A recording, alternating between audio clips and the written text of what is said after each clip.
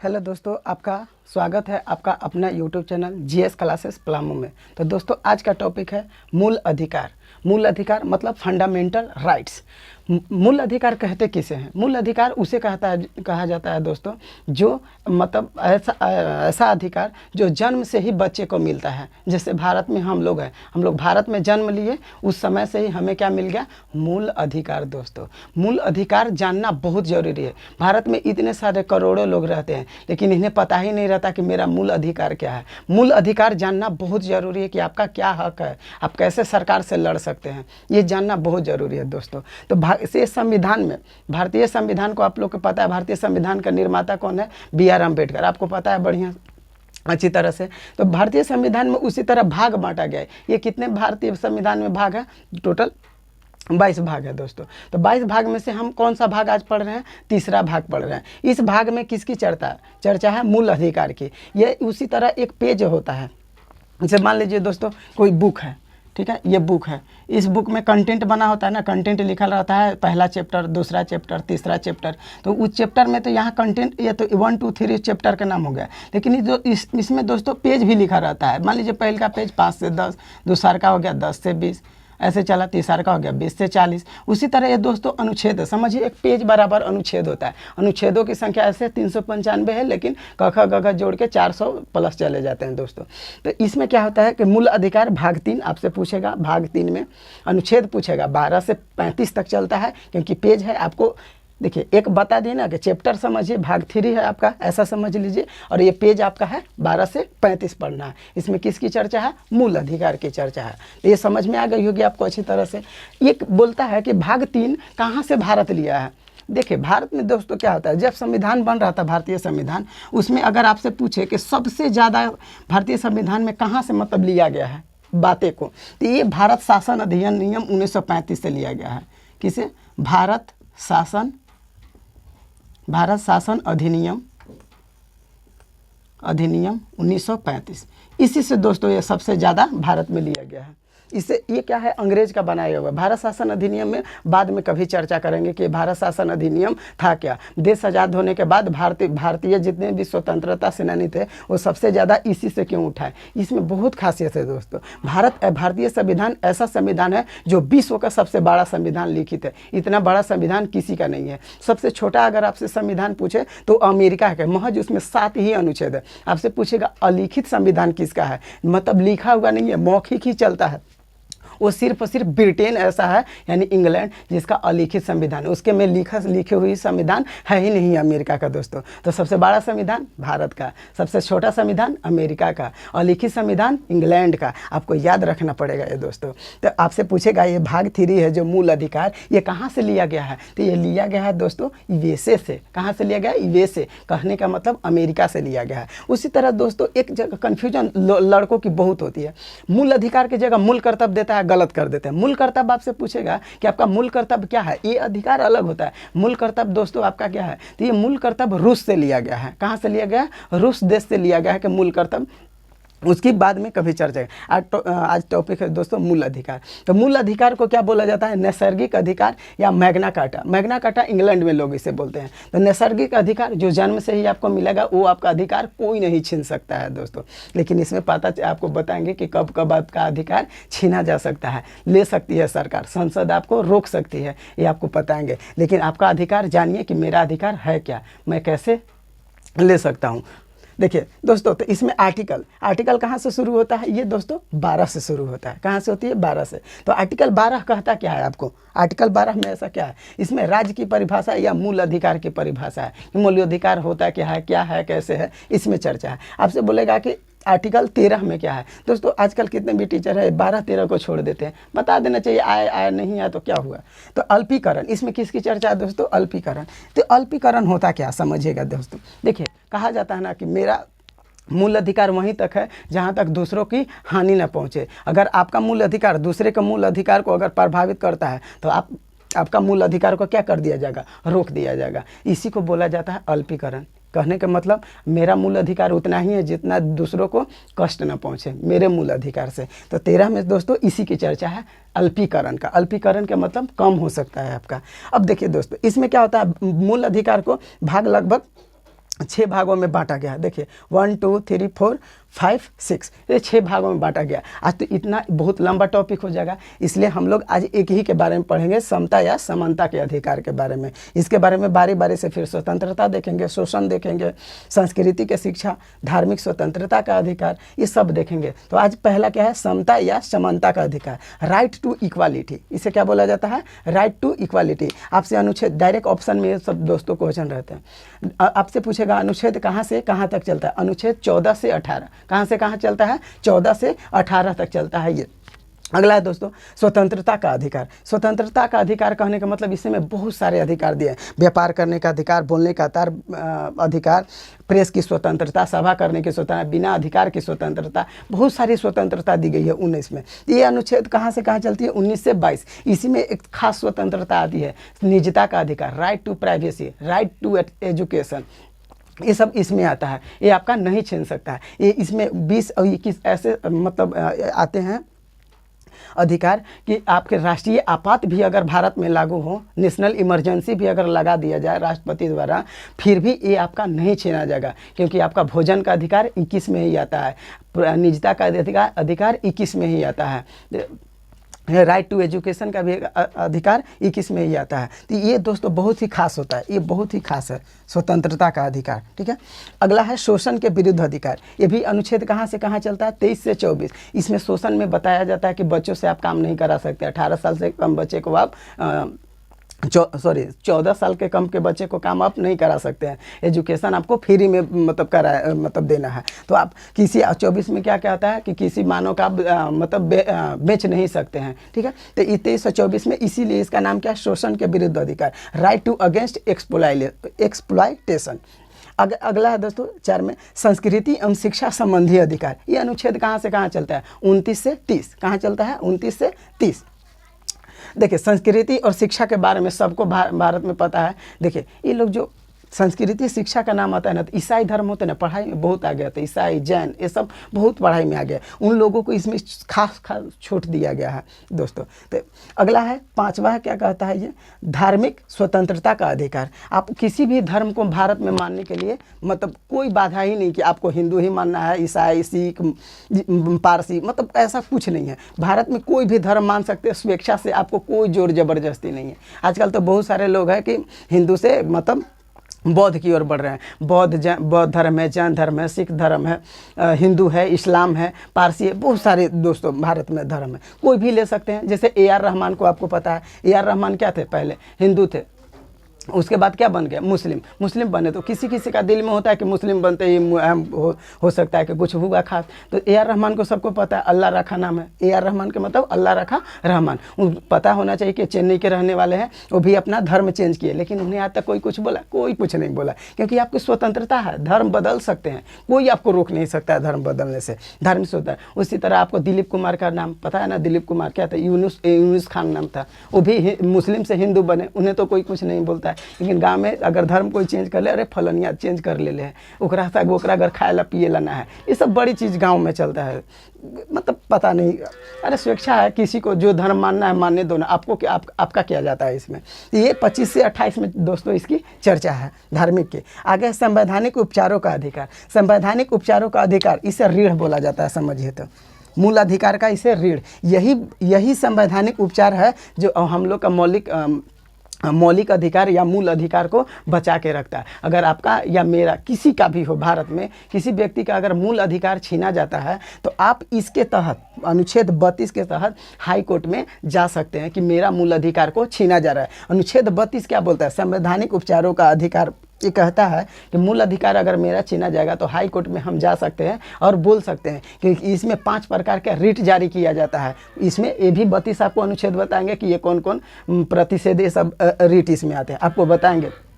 ठीक है, उत्प्रेषण प्रतिषेध है, ये सब आता है इसमें। तो संविधान, तो इसीलिए ये सबको संभाल के रखता है। यहाँ से जितना आपको ऊपर दिख रहा है ये सबको बचा के कौन रखता है? अनुच्छेद 32 ही बचा के रखता है। तो संवैधानिक उपचारों का अधिकार, इसीलिए B.R. अम्बेडकर ने इसे इस अनुच्छेद को क्या बोले थे? संविधान का हृदय और आत्मा बोला जाता है। संविधान का हृदय और आत्मा किसे बोला जाता है? अनुच्छेद 32 को। लेकिन दोस्तों आपसे पूछेगा कि संविधान की आत्मा किसे कहा जाता है? तो प्रस्तावना को कहा जाता है। प्रस्तावना B.R. अम्बेडकर जी के नहीं, जवाहरलाल नेहरू जी का वो मतलब देन है, वही लिखे थे, प्रस्तावना के बारे में बताते हैं। तो याद रखिएगा, संविधान का हृदय और आत्मा बोलेगा तो अनुच्छेद 32 किसने बोला? B.R. अम्बेडकर जी ने कहा। आपको संविधान का आत्मा बोलेगा तो प्रस्तावना को, वो कौन? JL नेहरू, जवाहरलाल नेहरू का देन है। तो ये दोस्तों बहुत खास है। इसी के तहत अनुच्छेद 32 के तहत हाई सुप्रीम कोर्ट जो होता है वो आपको 5 प्रकार के रिट जारी करता है और बोलता है कि भारत के नागरिकों के मौलिक अधिकार का हनन नहीं होनी चाहिए।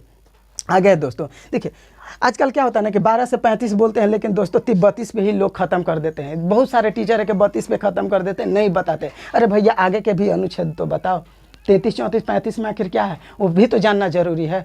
32 तक छोड़ देते हैं। तो अनुच्छेद 33 आपको दोस्त बताएंगे हम।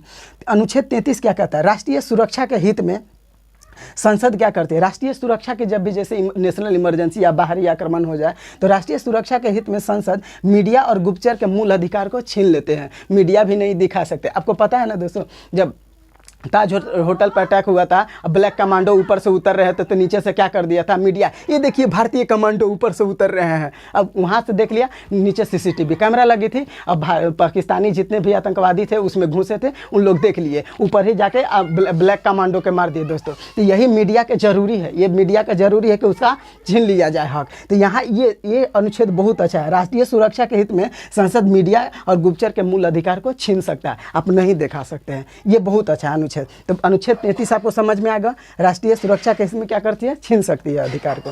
34 अनुच्छेद क्या कहता है दोस्तों? 34 अनुच्छेद कहता है कि सेना कानून लागू कर सकता है।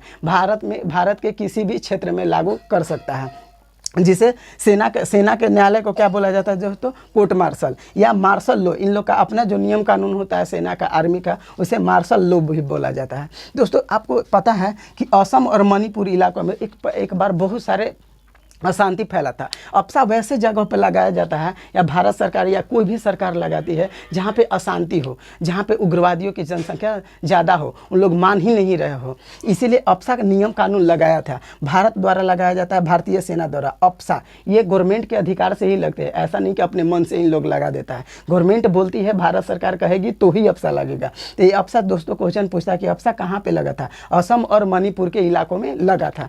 अप्सा में क्या होता है? अप्सा में पूरी तरह से पावर किसे दे दिया जाता है? सेना को दे दिया जाता है। इसमें कोई पुलिस के कोई महत्व ही नहीं रहता है। सभी के सभी पावर किसे मिल जाते हैं? सेना को मिल जाती है। इसका फुल फॉर्म क्या था? Armed force special power act. ये कब आया था दोस्तों? 1958 में। कब आया था दोस्तों? ये 1958 में।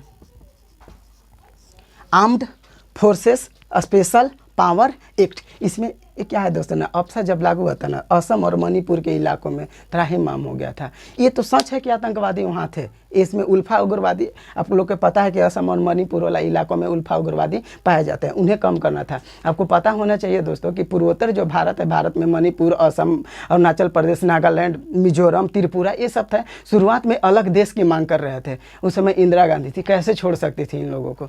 ये बोलते थे देश मुझे, देश से मतलब अलग हमको देश बना दीजिए। इंदिरा गांधी ने सेना घुसवा के इतना इन लोग के थुरवाई ना कि सब सुधर गया। अब बोलता है कि अलग देश नहीं चाहिए, हम राजे ठीक हैं। ठीक है, तो इन लोग के जरूरी भी था। लेकिन दोस्तों क्या हुआ ना, इसमें जितने भी सेनाएं थे ना, बड़ी दुर्व्यवहार किए थे वहाँ के महिलाओं के साथ, रेप उप कर दिए थे इसके अंदर। तो ऐसा नहीं करना चाहिए। अप्सा में पावर मिलने का मतलब ये नहीं होता कि आप जो चाहे वो करें। किसी के बहन बेटी है यार, भारत है, भारत संस्कृति सबको अच्छा लगता है। पता है ना कि मोर भी खूबसूरत होता है, लेकिन अपना पैर देखता है तो उसे क्या आते हैं? लज्जा आने लगता है। तो भारत की संस्कृति कितना भी अच्छा क्यों ना रहा हो, आपको पता होनी चाहिए कि मतलब इसमें भी थोड़ी बहुत कमियां कहीं ना कहीं है। भारत के अगर पुराने समय में चला जाए, एक मूला कर्म लिया जाता था तमिलनाडु के इलाकों में दोस्तों। मूला कर्म वैसे लोगों से लिया जाता है जो छोट जाति के हो, वो स्तन अपना, अगर मतलब ये जो स्तन होता है, स्तन को ढकने नहीं दिया जाता था। अब स्तन को मतलब नंगा जाना, अगर ढक लिया कोई तो उसके लिए उसे मतलब देना पड़ेगा, कर देना पड़ता था मूला कर्म में दोस्तों। अब बताइए, अब हद तो तब हो गई, बोला जाता था कि जिसका छोटा है वो कम कर देगा, जिसका बड़ा है वो ज़्यादा कर देगा। है रे संस्कृति भारत की, लेकिन पुराना नहीं, अब बहुत अच्छा हो गया है। इसके अनुसार देखा जाए संविधान बनने से बहुत अच्छा हो गया। तो दोस्तों याद रखिएगा, मूला कर्म तमिलनाडु के केरल के साइड में वसूले जाते थे वहाँ छोट जातियों से। ठीक है, तो अफसा समझ में आ गया दोस्तों। सेना के न्यायालय को कोर्ट मार्शल कहा जाता है, मार्शल लॉ कहा जाता है। अफसा कहाँ लागू हुआ? असम और मणिपुर में दोस्तों। अनुच्छेद 35 क्या कहता है? अनुच्छेद 35 बोलता है कि भाग 3 में जो भी है मूल अधिकार उसे लागू करने की चर्चा है इसमें। अनुच्छेद 35 में लागू आप कर सकते हैं दोस्तों।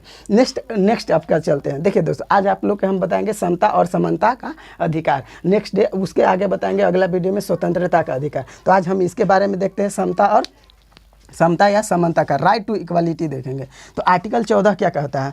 आर्टिकल 14 में किसका चर्चा है? विधि के समक्ष समानता का अधिकार। कहने का मतलब कि कानून के नज़र में सब एक समान होगा। इसका कहने का मतलब ये विधि के समक्ष समानता का अधिकार। ये वर्ड कहाँ से लिया गया है दोस्तों? ब्रिटेन से। कहाँ से लिया गया है? ब्रिटेन से, यानी कि इंग्लैंड से लिया गया है भारत में। तो विधि के सामने सब समान। आज आपको तो पता ही है कि कितना समानता का अधिकार है। जाइए एगो केस लिखवाने, कुछ हुआ, बोलता है 1000 रुपया दो तब पहले FIR दर्ज करेंगे। ये कितना समानता है सबको पता है, लेकिन संविधान में लगता है कि ठीक कुछ नहीं समान अधिकार है। आजकल 100 गो में से एक ही ईमानदार मिलेगा, नहीं तो 99 को करप्टेड पुलिस वाले मिलेंगे। करप्टेड, पूरी तरह से करप्शन, घूसखोर मिलेंगे। 1000 रुपया किसी के गरीब, अगर किसी का कुछ हो गया वो लिखाने जाएगा, बेचारा के पास पैसा नहीं है, वो 1000 पहले देगा तब ना FIR उसका लिखाएगा। ऐसा नहीं। तो विधि के समक्ष यहाँ ही ठीक लगता है, लेकिन यहाँ ईमानदारी तो क्या कहा जाए दोस्तों, समझिए खुद। आर्टिकल 15 क्या कहता है? आर्टिकल 15 बहुत अच्छा है दोस्तों।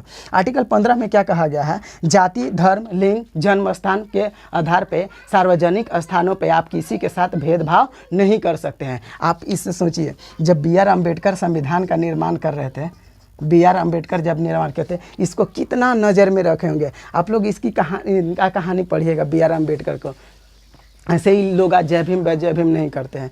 ये BR अम्बेडकर को ज़िंदगी में बहुत कष्ट मिला था, बहुत। इन्हें जो नदी, एक इनके मतलब जहाँ रहते थे नदी बहता था, नदी के पानी नहीं लोग पीने देते थे। बोलते थे कि नदी के पानी पी लिया तो ये अछूत हो गया, ये अछूत है। BR अम्बेडकर जात से चमार थे, लेकिन इनके अछूत बोल के वो नदी के पानी नहीं पीने देते। बताइए दोस्तों, नदी का पानी बहता हुआ, उसमें क्या प्रॉब्लम थी पीने की? इन्हें जाति के नाम पे, धर्म के नाम पे इन्हें बोला जाता है, लिंग के नाम पे, ये सब ये बहुत सोच के मतलब बोले। और इनका जन्म स्थान के, ये जहाँ रहते थे झूठ बोल के रहे थे कि मैं दूसरे कास्ट का हूँ। जब ये पढ़ने गए थे BR अम्बेडकर, तो ये झूठ बोले थे कि हम दूसरे कास्ट के, हमें पढ़ने दो। जिसे उससे पता चला कि ये जात के चमार है, उसी रात में इन्हें निकाल दिया था। बताइए जो दोस्तों, जिंदगी में जिसे इतना सताया गया हो तो वो क्या संविधान का निर्माण नहीं करेगा? अपने नज़र में रखिए। और जो किए हैं ये अपने जगह पे बहुत अच्छा किए हैं, क्योंकि इनके ज़िंदगी में बहुत इन्हें सताया गया है। पानी नहीं पीने दिया जाता था, जिस मंदिर में जाते थे उस मंदिर को धोया जाता था, बल्कि अछूत मंदिर में आ गया है। कहीं नहीं इन्हें देखा जाए, न क्लास में एक साथ बैठ के इन्हें पढ़ने भी नहीं दिया जाता था, ये खिड़की से पढ़ते थे। कितना इनको कष्ट ज़िंदगी में सहना पड़ा है। लेकिन पता है ना दोस्तों कि जो सूरज के जैसा चमकना है तो सूरज के जैसा तपना भी सीखो। जलता भी है ना, मालूम है? एक पहाड़ पत्थर आता है, मान लीजिए कि जंगल से अगर पत्थर एक लाते हैं तो जब तक वो छेनी हथौड़ी से उससे तराशते नहीं है तब तक जानते हैं मूर्त नहीं बनता है। ज़िंदगी में बहुत दुख होता है, सब सहना पड़ता है दोस्त।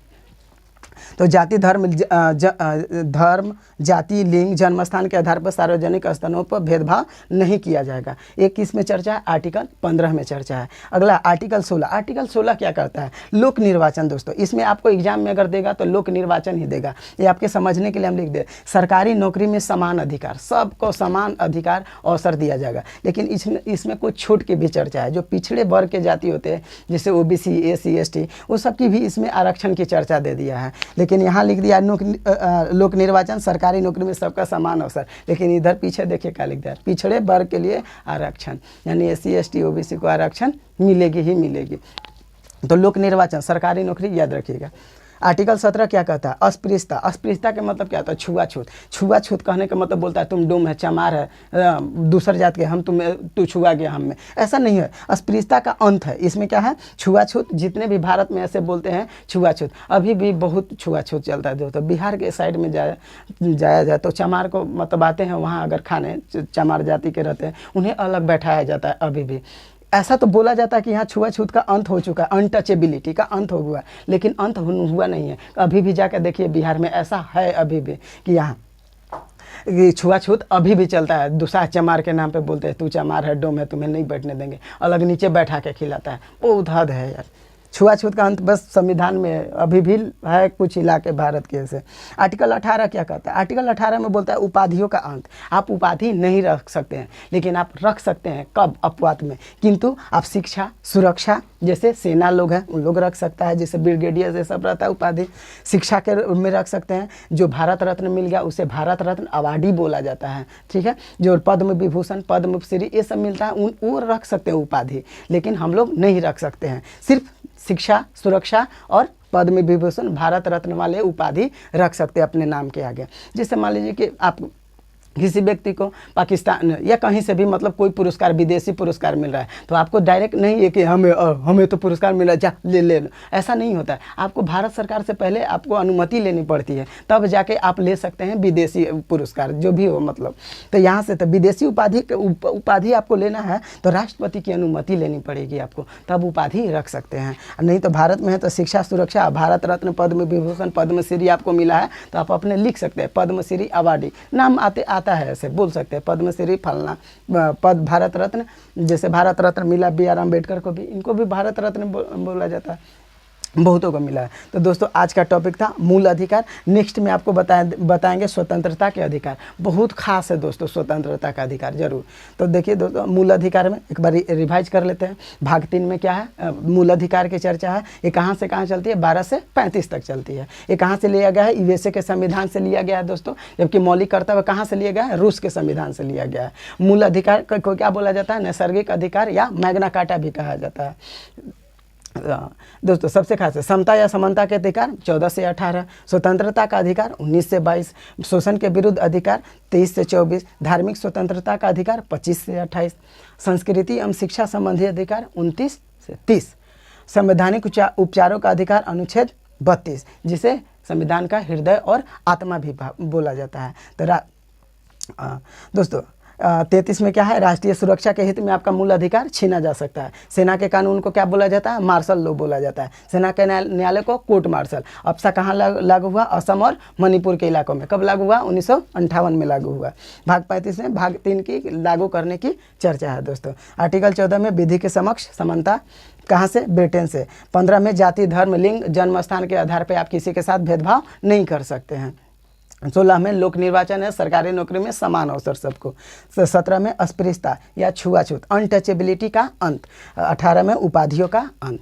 तो दोस्तों अच्छा लगे लाइक करें, शेयर करें, सब्सक्राइब करें, करना ना भूलें दोस्तों। हम देखते हैं व्यूज 350, 400 चले जाते हैं, लेकिन लाइक 10, 12, 18 यही रह जाता है दोस्तों। तो लाइक भी करना ना भूलें, सब्सक्राइब ना करना।